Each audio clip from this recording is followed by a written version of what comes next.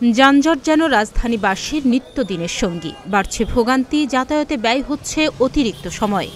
এক স্থান থেকে অন্য স্থানে যাতায়াতের জন্য ব্যয় হচ্ছে প্রত্যাশিত সময়ের চেয়ে 10 থেকে 15 গুণ বেশি সময়।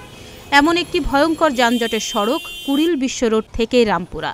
সরেজমিনে গিয়ে দেখা যায় মানুষ যানজটের কারণে গন্তব্যে পৌঁছানোর আগেই মাঝপথ থেকে বাস থেকে নেমে পড়তে বাধ্য হচ্ছে, হেঁটে যাচ্ছেন গন্তব্যে।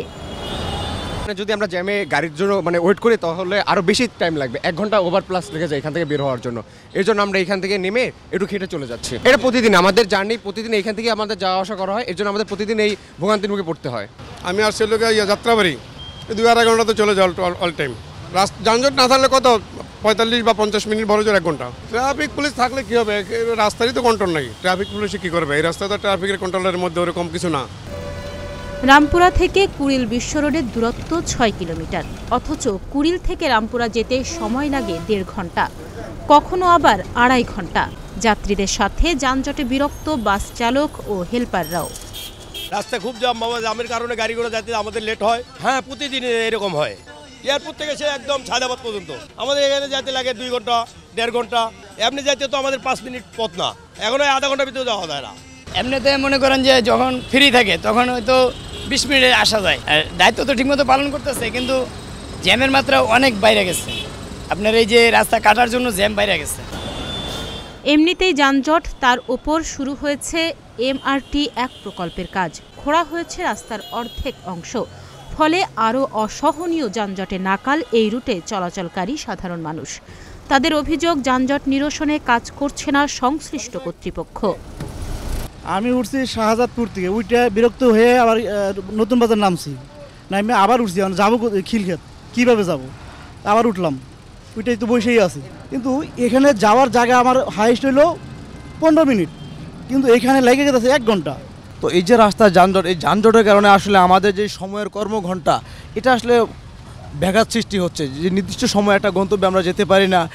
এখান থেকে আসতে যেই রাস্তাটা আমার আসা হয়তো ছিল 20 মিনিট, আর সেই জায়গাটা প্রায় 1 ঘন্টার উপরে লেগে গেছে। ট্রাফিক পুলিশ আসলে ওনারা যেই রেগুলেশনের পরে ওনার দায়িত্বে যতটুকুই পালন করতেছে, কিন্তু আসলে হয়তোবা পর্যাপ্ত না।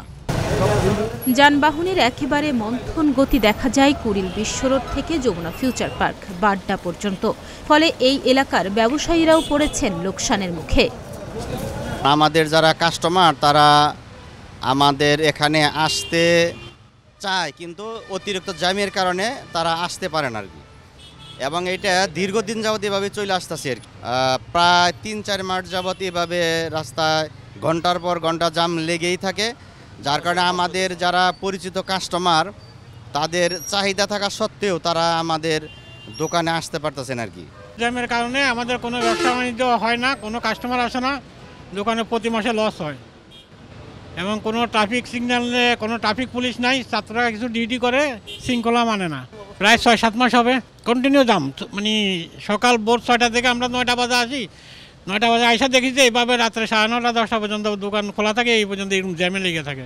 আমাদের অনেক পুরোনো দোকান, আমাদের অনেক পার্মানেন্ট কাস্টমার আছে, কোনো কাস্টমার এই রাস্তায় এখন আসে না। এদিকে অসহনীয় এই তীব্র যানজটের বিষয়ে ট্রাফিক পুলিশের কয়েকজনের সাথে কথা বলতে চাইলেও তারা ক্যামেরার সামনে কথা বলেননি। পরে একজন ট্রাফিক সহকারী জানান, চলমান MRT-1 প্রকল্পের কাজের জন্য যানজট তৈরি হচ্ছে। যে দেখতে পাচ্ছেন মেট্রো রেলের কাজ, কাজটা চলতেছে এখানে, মেট্রো রেলের কাজটা, এটার জন্য এই রাস্তাটা এমনিই সরু, যার কারণে গাড়ি চলাচল কিছুটা সীমিত গতিতে থাকে। কিন্তু এখন আরও এই রাস্তাটার অর্ধেক কেটে ফেলার কারণে এখন আরও বলতে পারেন যে এটার কারণে একটু সমস্যাটা বেশি হচ্ছে। এজন্য আমাদেরকে এই এখানে বিশ্ব রোড থেকে পুরোটা একদম নদ্দা পর্যন্ত এই জ্যামটা থাকে এখন। তো সেটাই নিরসনের চেষ্টা করছি আমরা। ডেস্ক রিপোর্ট, প্রতিদিনের বাংলাদেশ।